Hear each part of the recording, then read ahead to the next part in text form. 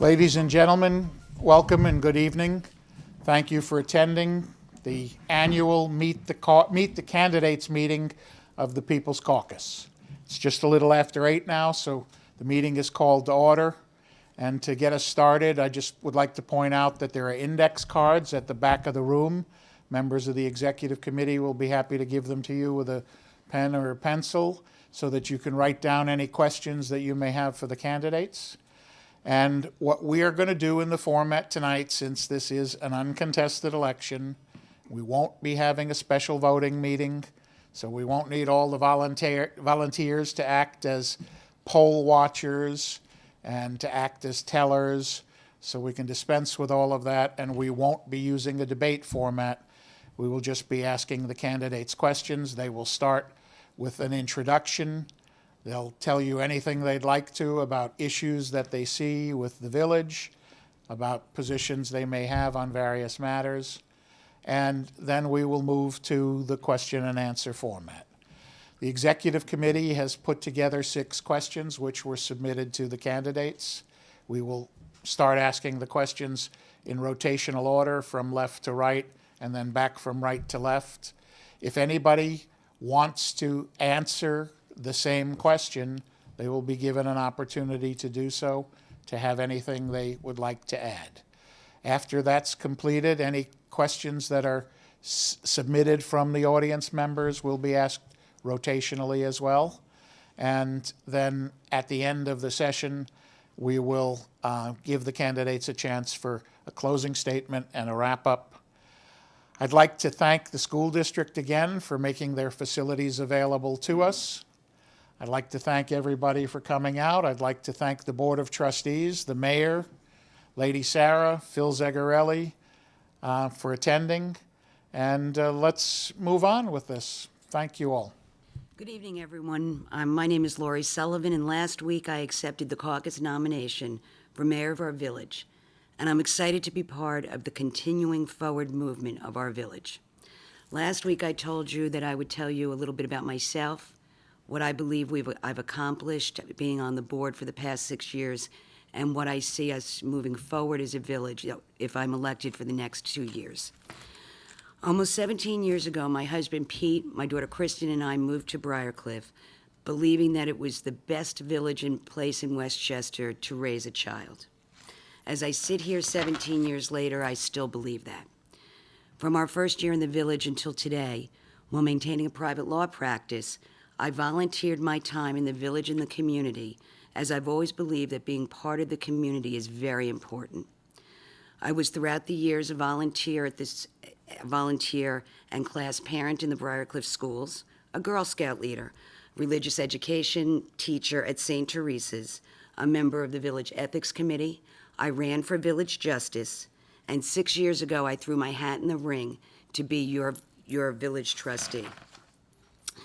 6 years ago, I became your trustee and joined a board of trustees led by a strong mayor who had, in addition to being the steward of our village policy and finances, identified serious infrastructure deficiencies and service inequities. These deficiencies had been long ignored in our village and were on the verge of collapse. I mean literal collapse. He, along with the board, chartered a course of implementing a real and tangible plan for our village future. For the past 6 years, I've been a part of the implementation of the plan for our future. This plan shores up our infrastructure for well into the future, as well as charts a course to restructure Briarcliff to reduce our dependency on tax revenue by increasing private non-tax revenue resources. This we did over the past 6 years, step by step, while bettering our services to all residents and increasing our bond revenue. After I reread that part, I said, so what does that all mean? And I'm sure you're trying to figure out the same thing. What it means is, it means a lot more than pinching pennies.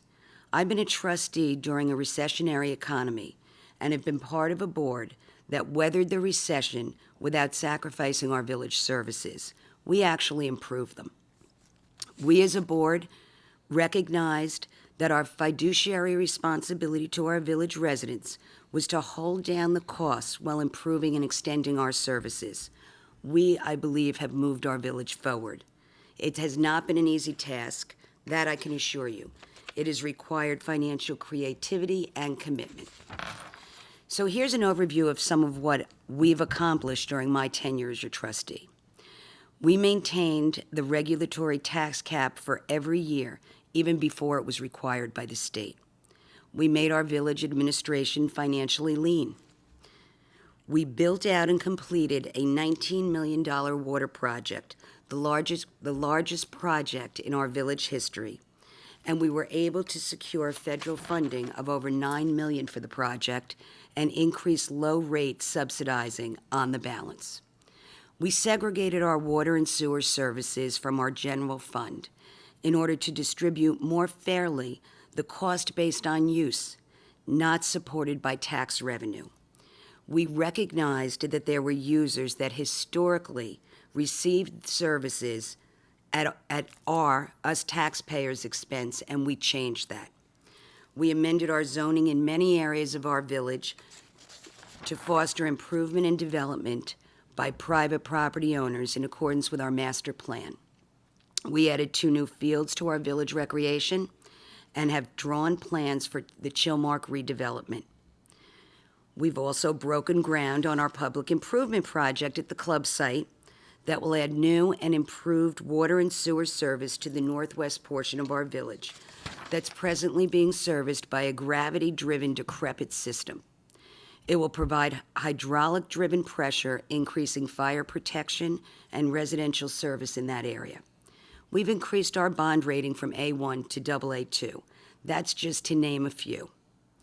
As your mayor, yes, I intend to do what people call maintain the status quo, continuing the very, very real progress Mayor Vesio and our board has accomplished and put in motion with common sense, leadership, and financial prudence. I intend as your mayor to keep the momentum going. Looking at the history of Briarcliff Manor, I will ensure that we never turn back, that we never again allow our village board to stagnate our growth while increasing our taxes, as we saw happen prior to Mayor Vesio's tenure. Well, we have come very far under Mayor Vesio and the board. There's still a lot more to do. As your mayor, together with the board, I would see through the completion of our projects in motion, our community center, our Chilmark redevelopment.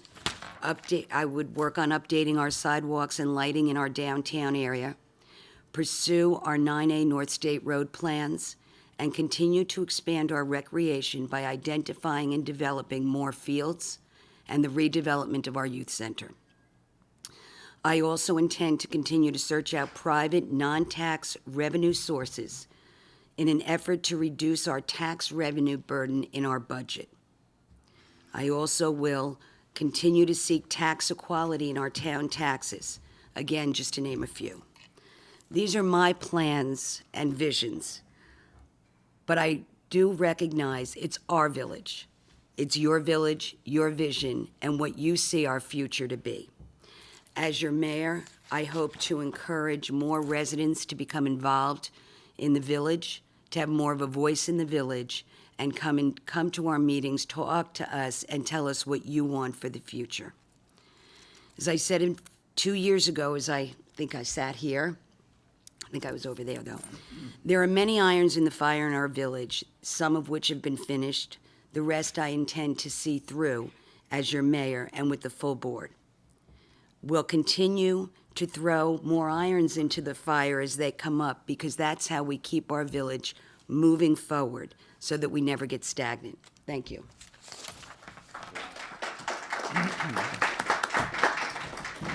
Thank you very much, Deputy Mayor Sullivan. I threw you guys a curveball by letting you start off with your introductions before we read the resolutions, but we're going to do them in unison as opposed to one at a time, so I thought this would be a better way to introduce you. So Brian, as a person who's left the caucus, probably feeling you don't know where you're sitting now, are you on the caucus executive committee side or On the candidate side, it's your turn to introduce yourself. Well, first, that's a pretty tough act to follow.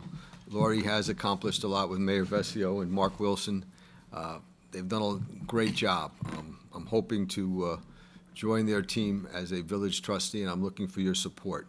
My name is Brian Zerman, and I have to admit I'm not the greatest public speaker, but my daughter has given me some tips, so I'm going to work on that tonight. Last week I thanked a lot of people, but there were two important people that somehow I left out. Two people who are the fabric of our community. And I'm just sorry that one of them is not here today. It's Keith Austin and his wife Joan, and I'd like to thank them for all the years they've put into our community, as well as somehow getting me involved with the People's Caucus 3 years ago. I've lived in Briarcliff for 27 years. Started out a little bit the opposite of Lori. I don't know how we ended up in Briarcliff, but it was a terrific move. And we moved into the Briarcliff Commons in the downtown area, and we had such a great experience that we decided to buy a house, and we've been here for another 20 years up on Pine Road. I'm married, 30 years, have 3 kids, 28, 26, and 18. They've all gone through the Briarcliff School District. I'm presently on the Recreation Advisory Board and hopefully continue that. I'm also on the People's Caucus up until last week. I think they've asked me to step down now that I'm sitting here. I'm involved with all the sports, from the Briarcliff Youth Soccer Club on the board. I was the Assistant ASO Commissioner. I coached soccer, Little League, and basketball. By professional, I'm an IT recruiter. I help people find good jobs, and I help companies find good people. I'm really a people person. I like working with people, and I'm looking forward to working with the board, with the public, with the municipality. Phil runs a good ship at the village, and there's a lot of good people working for him. One of the things I like to do is help the board, move forward in the direction they've been working. One thing I do is I show up.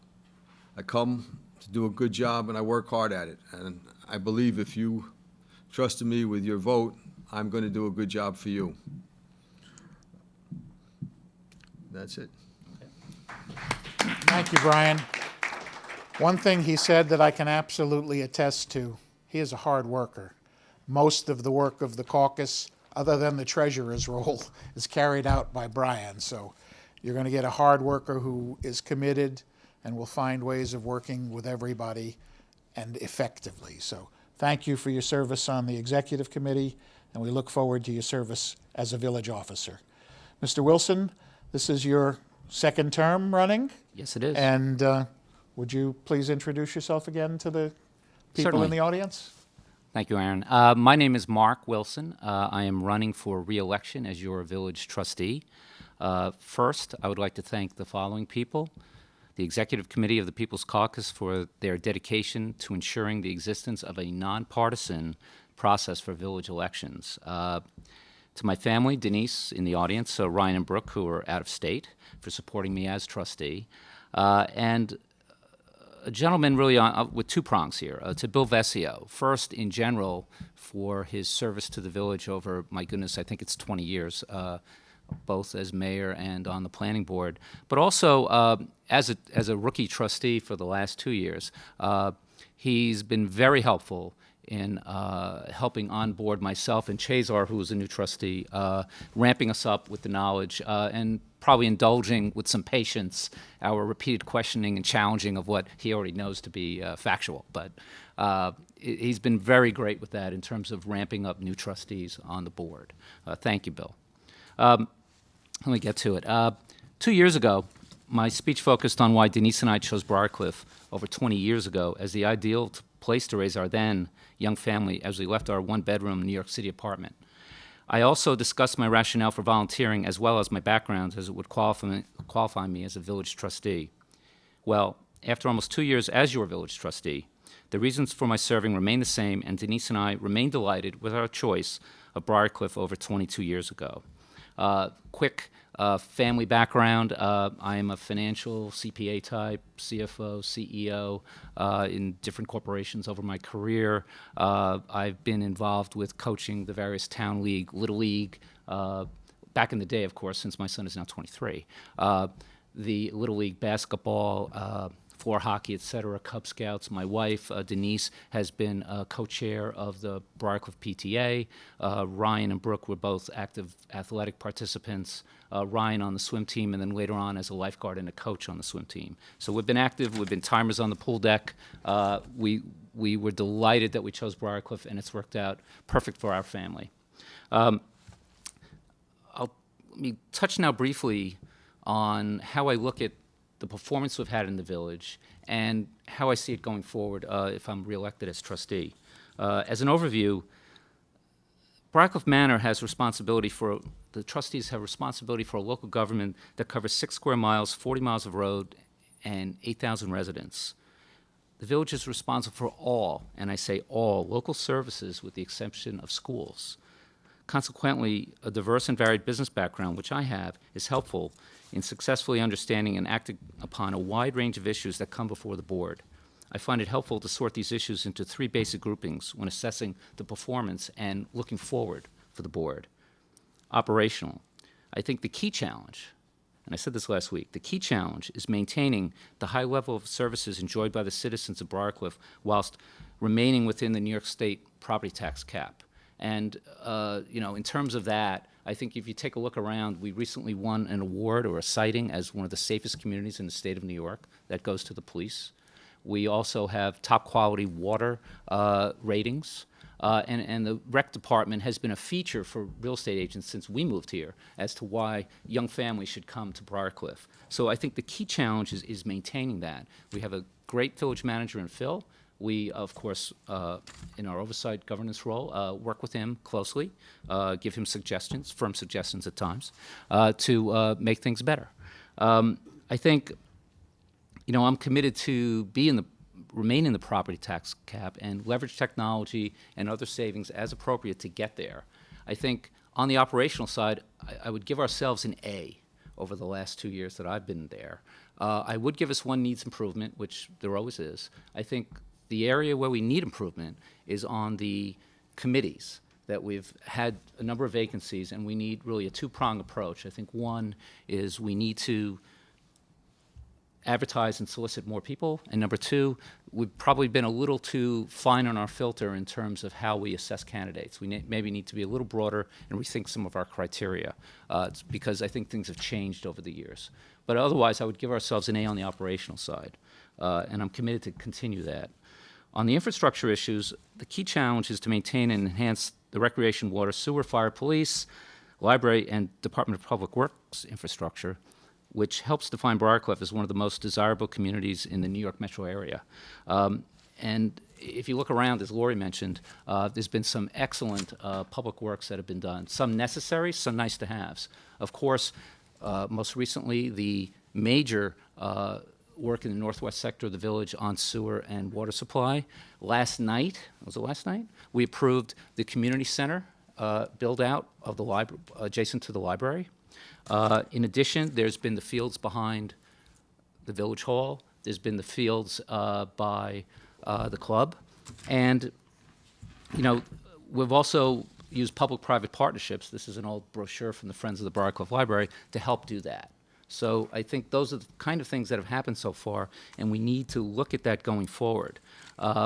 We do have work to be done in that area. As Lori noted, Scarborough Park is one, finishing off Chilmark Park, and also Route 9A improvement there. Touch on the last section, and then hopefully I'm not too long on this speech. No, we're doing well. Okay. Area 3 is land use and intergovernmental relations.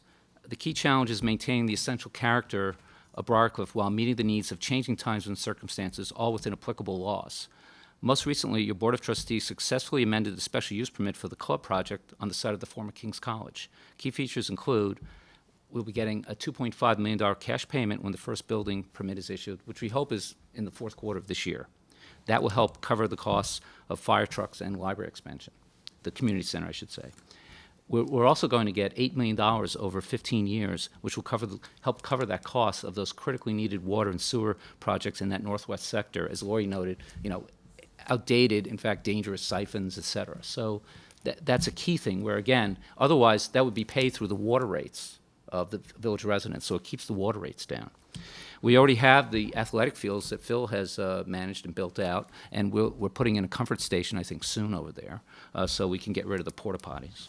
And in addition, when this project is done, it's about a $200 million project, it should generate significant property tax revenues. Now, that's not our call. That ultimately is a negotiation and agreement between the town of Austin tax assessor, and the project developer, and that covers all 4 property tax jurisdictions, which is the school district, of course, the village in order of size, the county, and the town of Austin. But that's really driven by the town of Austin, not by us. With respect to intergovernmental relations, 3 successful actions recently were obtaining the funds for the emergency generators at the community center. That was with Assemblywoman Sandy Galiff. Second, obtaining FEMA funds for the cleanup of the fallen trees due to Superstorm Sandy. We use that money to help put the athletic fields in behind the youth center. And thirdly, we're working with the school district to make available the youth center for the walkabout program. Now, again, in terms of work to be done, there's still the work to be done on 9A and the work to be done in Scarborough Park. And I think it's key to keep in mind that we need to work with our elected colleagues. And it's interesting. Most of the expenses of Briarcliff Manor are paid for by property taxes, a little bit of sales taxes, and fees for things like water, this train station, et cetera. We get very little in the way of any federal or state aid. I would wager that the citizens of Briarcliff Manor annually pay combined to Albany and Washington, D.C. in income taxes $100 million per year, and very little comes back. Part of our job, and I would challenge the residents to write to our elected representatives, is to be able to take a little sliver of that to help match funds for things like Scarborough Park, to help pay for, because it's a state road, the widening at North State Road. Because that really should not have to come out of your property taxes. That really should be able to come back from some of the $100 million a year that you send to Albany and Washington. So that get off my soapbox on that.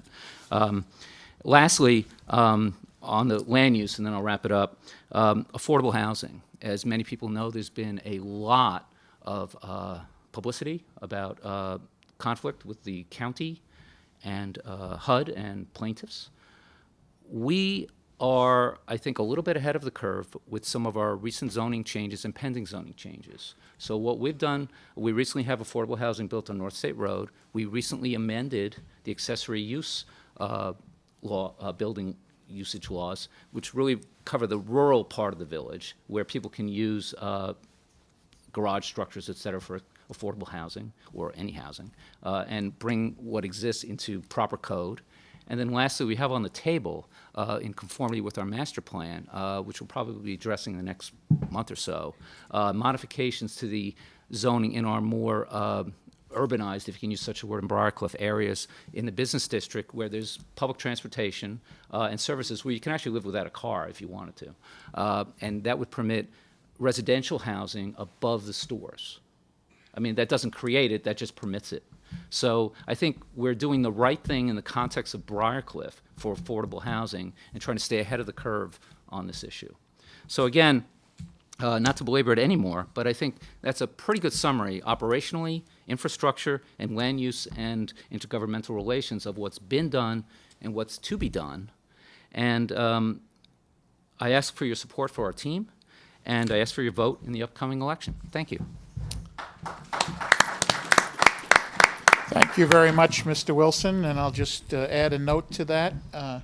You identified an A rating operationally, and Lori has identified a AA2 rating financially, so sounds like the village is in pretty good shape and that you're on the right track to keep it that way. At this point, I'd like to ask our Secretary, Toby Clarnett, to come up and read resolutions related to the uncontested nature of this election, and then we will ask for a motion to adopt them and approve them and take a vote.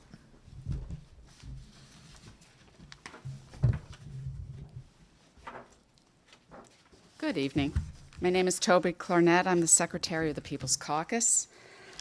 The first resolution is to cast a ballot for uncontested nominees for village offices. It states, resolved that I shall be directed to cast one vote for each of the uncontested nominees for 2-year terms, including Lori A. Sullivan, Mayor, Mark L. Wilson, Trustee, and Brian Zerman, Trustee, for the caucus's endorsement in the village election held March 18th of 2015. Do I have a motion? Keith Austin, thank you very much. And is that seconded? Clarissa Giosa, thank you very much, and I will certify this. Ask for a vote on it, please. Can I have an ayes? Aye. Any nays? Okay, it's unanimous.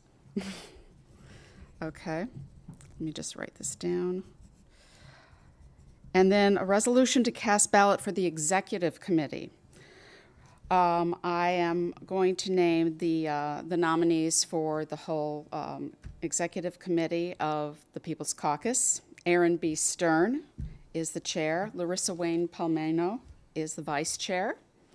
Louis Linder in the back is the trustee, is the treasurer. I am the secretary, Toby Clarnett, and to serve as we didn't put in. Not in here, okay. To serve as and these people shall serve as the caucus's executive committee for 1-year terms commencing April 1st of 2015. Do I have a motion to pass this? Can they vote for themselves? Yes. Okay. Clarissa, the motion. And do I have a second, please? Second. Mayor Vesio. And everybody who's in agreement, say aye. Aye. Okay, and nays? Any nays? That is unanimous. Thank you very much. Okay. It's your podium again. Thank you. Thank you, Toby. And when you fumbled around there for a moment, I recognized what it was. Just a reminder to everybody, the 4 positions named on the executive committee in accordance with our bylaws are voted on by the members of the caucus. The member at large is an appointee from the chair. So Clarissa Giosa was appointed to the member at large position at our last executive committee meeting, replacing Brian Zerman, who had tendered his resignation pending his nomination. So thank you for joining us, and we look forward to working with you. And we're going to get out and start collecting signatures tomorrow. We always target at least 150 to meet the 100 signature requirements of state law. Last year we got 253 signatures. Hopefully we can beat that again. It lays the groundwork for the actual election, should it be contested. So we're going to start the question and answer session now. And again, the first grouping of questions comes from the executive committee members who reviewed matters that they think are of interest to members of the village and provided these questions to the candidates. And we'll do this left to right and then right to left. Does the village board intend to continue to work toward becoming a coterminous town village? What impact can residents anticipate down the road should this change in government form occur? And alternatively, what is your position on the village reassuming the assessor function from the town of Ossining to avoid the risk of unfair assessments that would certainly result in higher taxes? Lori, would you take that? I didn't know which left you were going from. I'm sorry. I'm looking at you, so my left. I apologize. That's okay. Though. I was confusing. There can be no doubt that it would only be in Briarcliff Manor's best interest to be a coterminous town village. There's all the talk of duplicity of governments and trying to scale back, merge, and a lot of other things. The reality is we are all in the village of Briarcliff Manor. Some of us live in the town of Mount Pleasant, some live in the town of Ossining, but we all pay town taxes. We receive virtually no services or anything from our towns. If we could become a town village, we would eliminate a layer of government and provide all services right through our village. Our analysis, and we've been struggling with this for years to try to follow this path. Our analysis is that, in fact, our total taxes would go down. Yes, they'd go up because you're paying into the village, but your town portion, when put into the pot, we would all see our taxes go down. There's no downside to it.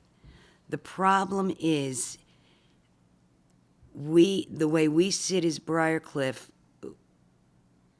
we sit in a little bit of a, I don't know the right word, impossible position. In order to become a town village, we would need to go down the path of having a vote, and it would be a vote of all town residents. And was it, I think 90% of Briarcliff is in the town of Ossining. And the town of Ossining will not agree, and I believe we will never get the vote because we only represent 22% of the town of Ossining. Because of that, our only other course is to get state legislative action to allow us to become a town village. And it's something that you need to know people. It's very political. But it is a path that we continue to try to navigate through, put feelers out, talk to people, because we believe it, I believe, and the board that exists now believes that it's the right thing for Briarcliff. Will I, if I'm elected and we as a board continue this path? Yes. In fact, it's one of the things I would do is ask the board to set up a advisory committee of residents that are equally committed to finding out if there's a way we can do this, and then making the recommendation to us. I'll leave the rest. Oh, I have more answers. That was only one answer, right? As I said, the benefit to all of us would be to get rid of a layer of unnecessary government because we don't need it. It's duplicative. With respect to, and I think you had asked something about the assessor function. We gave up our assessment authority number, had to be more than 10 years ago because it was not under Mayor Vessio's watch. It predated him. Where we find ourselves is in a position without having tax assessment authority. We are not privy to what's going on with the valuation and assessment of our property. We as a board can't protect would be the right word, our residents, because we don't know what's going on. Once we gave up our taxing authority, we lost any input into assessments, a voice in SCAR and certiorari proceedings. We don't sit at the table to negotiate what's fair. We're just told reduce and or pay depending on if they're taxes. So to take that back, we would be able to help control and have a say in the assessment and valuation of our properties, which, as we all know, then impact what we pay in taxes. So I think it is something that we should take back. Would you like to add to that? Just a couple of supplemental points on Sure. that. I mean, I think Lori nailed it fairly well. If we were to take the assessor function, it would probably be after the current reassessment reval is done in the town of Ossining a year or two out. We've talked about it. And secondly, it's important to note that even if we take it back, it only impacts your village taxes. So again, if you look at your property tax bill, schools are the biggest, then the village, then the county, then the town. And all that would change would be the village piece. Well, and it also, if I can, I hope you don't mind that we do this because No, you go do ahead. raise a really good point. I also want to point out, as Mark said, it will only be relevant to our village taxes, but there is also a level of unintentional inequality in our village taxes that if we took it back, we could straighten out. Because our two towns, they have different assessments and a different assessment methodologies, as well as then implementations with their determinations. So because of that, we all pay different if you're from Ossining or you're the town of Mount Pleasant. If we took it back, we would have a village-wide roll that then all of the residents would pay equally in their proper proportion. taxes, yeah. I forgot to mention. Yeah, and then just lastly on the coterminous issue, I think, actually it is sort of an ironic joke that the town of Ossining and the village of Ossining is actually moving towards de facto cotermination, because they're basically, the town supervisor is essentially the outsourcer in chief of the town outside, and they're signing up the village of Ossining to provide all of their services. The police had been the county. There was a bid that went out. They recently issued it to the village of Ossining. We actually put a very attractive bid in to do 1720 because it was contiguous. That was kicked out of the town council, and they went with the village of Ossining. So I think, this is my opinion, I think it will become self-evident over the next year or so that basically it's become coterminous of the 5,000 people in the town outside of Ossining and the 25,000 in the village, and that for the 7,000 people of the 7,000 people in the village of Briarcliff Manor who are in the town of Ossining, it doesn't make any sense, and that we should become coterminous because there's a superfluous layer of government there in the town. And basically, as Lori said, we're about 20% of the population, but because of the property tax values, we pay double. We pay 40%. So we pay 40% of the town supervisor. We pay 40% of the town council salaries because, unlike us, they get paid. And it's silly. It's just plain silly. And with the New York State initiatives to take out excess layers of government, I'll make a prediction if I'm allowed. I'll do it anyway. I would say in 5 years, in 2020, we will be coterminous, and the Ossining will be coterminous. I think that will happen. It's You've got just your it will be first self-evident. volunteer for that advisory committee. So Just a couple points. Very convincing. It's hard to get a word in edgewise with these two knowledgeable We've got trustees. other questions, You're Brad. going first, next Yes. question. But a couple of things. First of all, the assessor was eliminated 20-plus years ago when Tony Toriano retired. If we did replace the assessor, we wouldn't need a full-time assessor. It's more of a part-time role, and we could even hire somebody out to do it. And Mark made an excellent point. We're paying double the tax for our population. If we're, 20%, we're paying 40% taxes. And, right now, we're in the process of a reassessment, which kind of leads me to, the remark of taxation without representation. We really didn't have much say in that process at all. So, yes, it would be a great idea about bringing the assessment back to Briarcliff. Thank you all for your comments on that. Next question is directed to you, Brian. All right. If you know, what North is the State status? Road. Sorry? North State Road, excellent idea.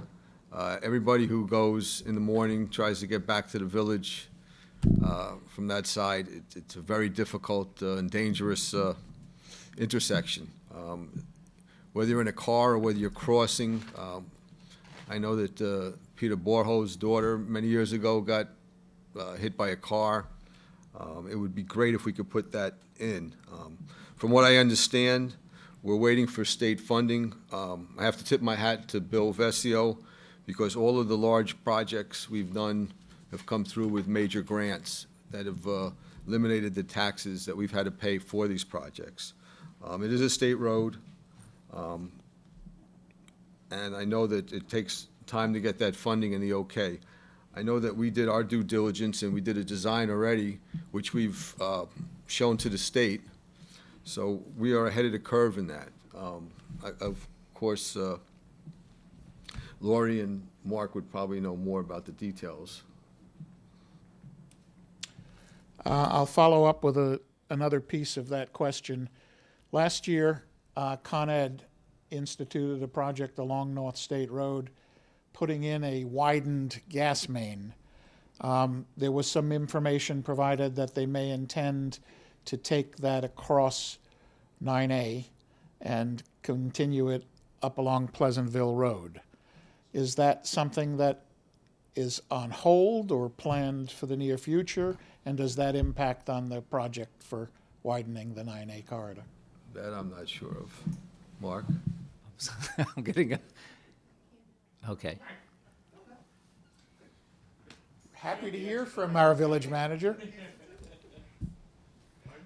Happy to hear from our village manager if you'd like to say something on that. Okay. I'm not a resident. Okay. Next question. This will be for you, Mark. Sure. I think you touched on it. What is the status of the project to develop a continuing care retirement community at the former Briarcliff Lodge property that was announced some years ago? And what is the status of the replacement water tower that was planned? And how has it been paid for to date? Okay, couple questions there. First off, the special use permit was recently approved by us to modify the terms of the developer's use of the property more from a technical legal structure in terms of rentals versus condos than actual building units. So they are set now, and they believe that they can move forward with construction in the fall of this year, fourth quarter. So that should start. Second, with respect to the necessary build-out of both water supply and sewer lines and the tank replacement, that started now already. We have the village, we have contractors, on that property now working on that. And just as a quick outline, it's a couple of things. It's both the replacement of the water tank so it doesn't leak and we have catastrophic issues. And it's not a new water tank. It's a I have the right word here, a hydropneumatics system that is a facility ground-based, not up in the air, to provide pressure because that's a high point of the village. We're also fixing antiquated sewer lines that at sometimes discharge where they're not supposed to during rainfalls. Second, or rather thirdly, we're also building out a loop on the water supply system for those neighborhoods because right now we're concerned that there may not always be, in all circumstances for emergencies, the right pressures. So that's all being done. The total cost of that is, in round numbers, about $8 million. We've bonded that, and that would be repaid typically through the water rates, which is as we do the capital improvements right now. We are getting from the club $8 million over 15 years. The bonds are actually at 20 years. Over 15 years to help cover some of the costs as a gift to the village as part of this special use permit, along with the $2.5 million when we actually have the building permits pulled. So the net cost to the village for all of this is fairly nil. And again, these projects would have to be done regardless of whether the club builds out or not. So it's a win for the village. And as I mentioned, eventually down the road there would be property taxes paid by that development when it's up and running. So there's a low level now. Thank you, Mr. Wilson. The next question is also one that goes toward opportunities. There are several large properties, including Pace University and possibly Phillips Corp., that are or may be coming onto the market in the near future. Lori, in your view, what, if anything, can the village do to assure that these properties are acquired by businesses that can enhance our tax base while minimizing infrastructure impacts? Before I answer that, because my answer is so short, can I just go back to the 9A North State Road? I apologize, I didn't give you a chance. Please do. Only because I just want to assure everybody, because I've been on the board for 6 years, the 9A North State Road intersection improvement is a major priority. We all recognize the danger that it poses. It's not a question of money or trying to find money or grants in any way. that has stopped that intersection's improvements. If we could, it would have been done years ago. The problem is that it is state road and county parkland, and so you need the state and the county to work together with us to get it done. We have done everything as a village that we can, I can assure the residents, because we all know how important this is. Because we couldn't get the state's attention years ago, or the county, which I'll say something in a little bit on that, the village hired its own consultants to do traffic studies, come up with all sorts of alternative plans and designs. They brought them to the board and to the public. We went through them. We identified what we felt as a board was the most prudent plan to go forward. In order to put that plan and get it done, we needed the New York DOT, as well as we needed to do a land swap, what we call a land swap with the county. That is a piece of the corridor that is county land, county parkland. In order to develop parkland, you have to give back in a like kind parkland somewhere else. We identified village designated parkland well in excess of the little piece that we would need to do this development. We have asked our county legislator, who represents us, to bring this to the county. All we want is to get a swap. She refuses. She will not. She's ignoring us. So anybody that can help us get the county's attention, we'd appreciate it, because we recognize the importance of this development. That, coupled with the state, has delayed any movement on the project, but we will keep pushing it. I just didn't want anyone to in any way think that it not being improved is money-driven. The village would do whatever it could to improve that intersection. Okay, I just had to get that out, because No, that's good. something we're all very, and I think the residents, it's not just lining up for traffic, it's the danger of it also.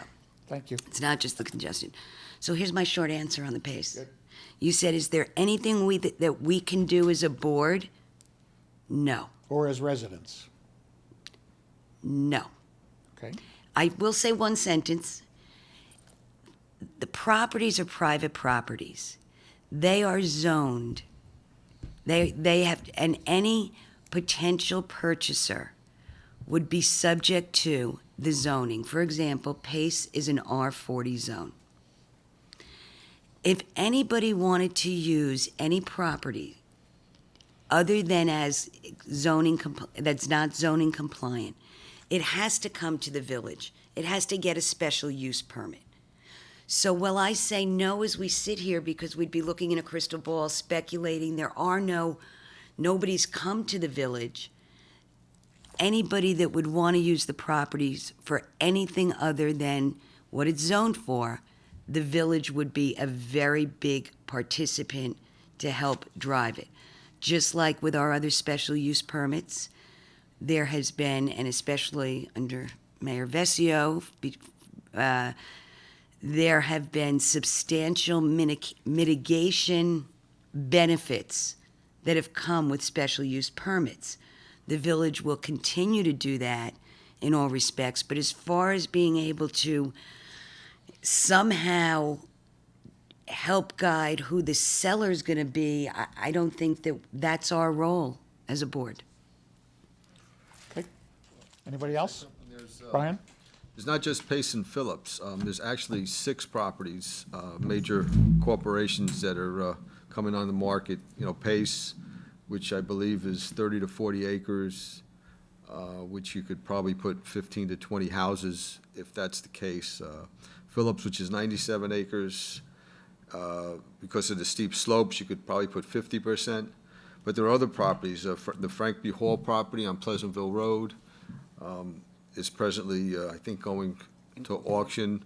We're underwater. We have Immigrant's property sitting for a while there. Sony property on 9, across the street from St. Mary's is empty. I believe that they have new owners, and they're going to use that as a data center again, but also Brandywine.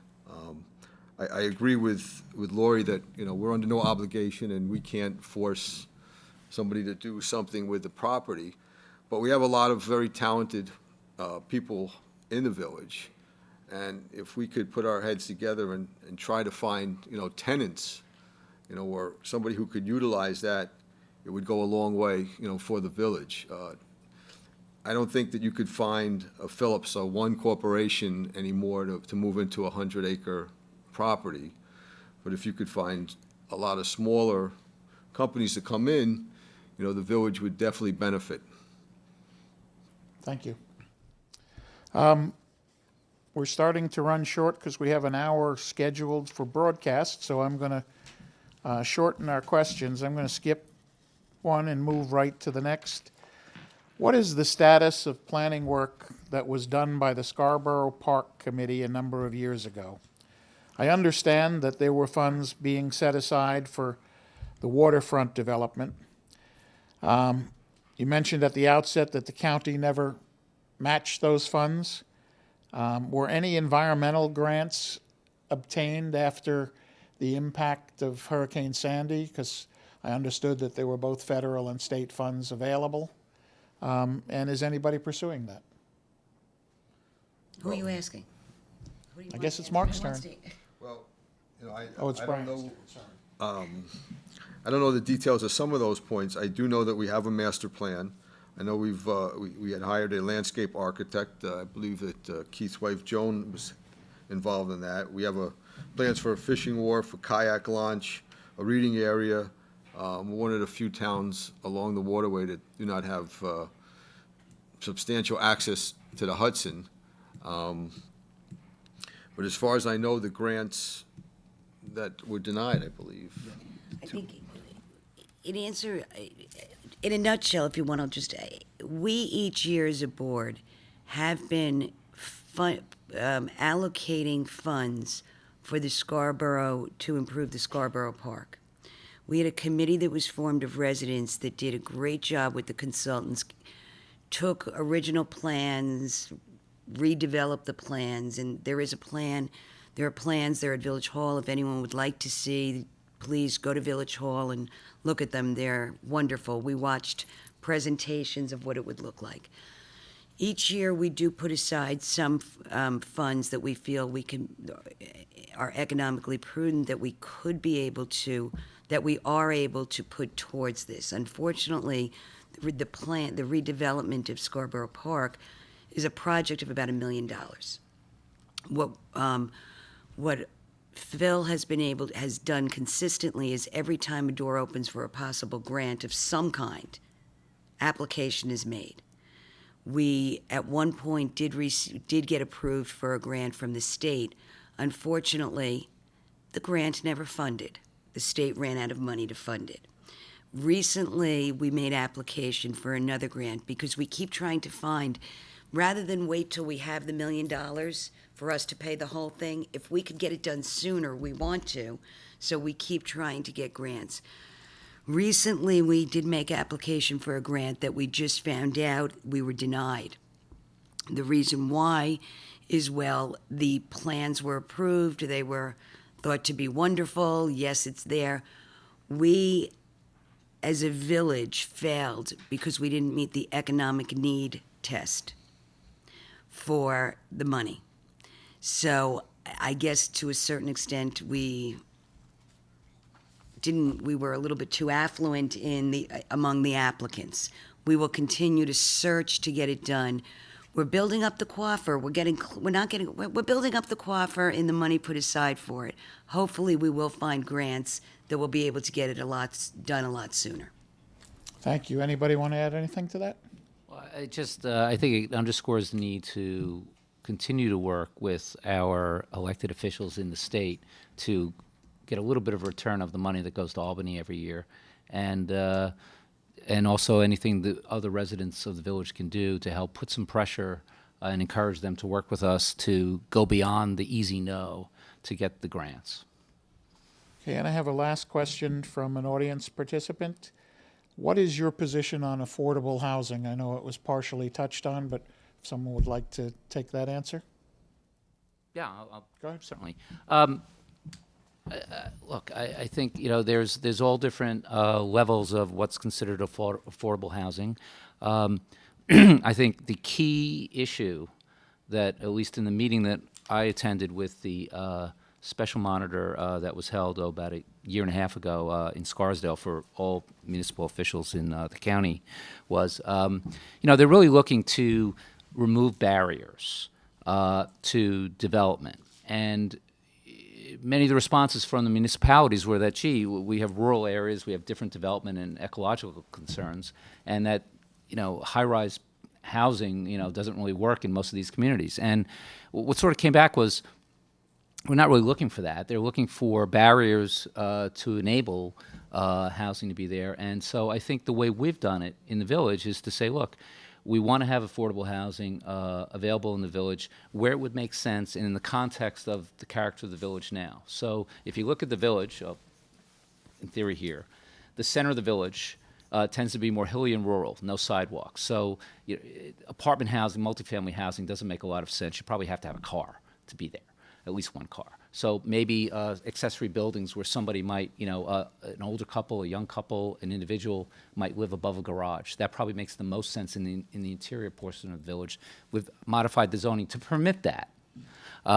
Secondly, there are some commercial corridors on the periphery of the village, North State Road, Chilmark, Central Business District, the little corner by Arcadia, where there's bus service and there's other things, and you can walk to services and maybe walk to employment.